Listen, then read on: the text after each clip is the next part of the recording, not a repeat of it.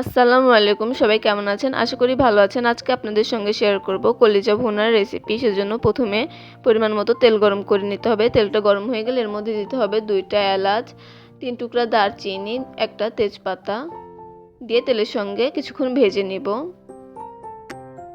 যখন মশলা থেকে একটা সুন্দর ফ্লেভার আসবে তখন এর মধ্যে দিয়ে দিব পরিমাণ মতো পেঁয়াজ কুচি। পেঁয়াজ কুচিটা দিয়ে তেলের সঙ্গে কিছুক্ষণ ভেজে নিব। এরপর এর মধ্যে দিয়ে দিব পরিমাণ মতো লবণ। লবণটা দিয়ে বেশ কিছুক্ষণ ভেজে নিব।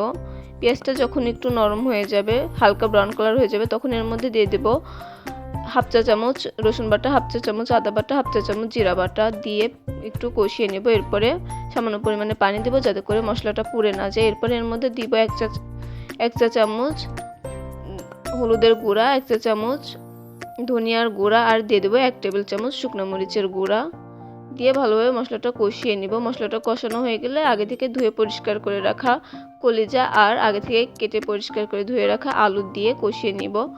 ফিরে এলাম 5 মিনিট পরে। কষানো ডান। এবার পরিমাণ মতো পানি দিয়ে দিব। ফিরে এলাম 5 মিনিট পরে। পর্যায়ে লবণটা চেক করে নিব। ফিরে এলাম বেশ কিছুক্ষণ পরে। রান্না অলমোস্ট ডান। রেসিপিটি ভালো লাগলে লাইক, কমেন্ট, শেয়ার করবেন।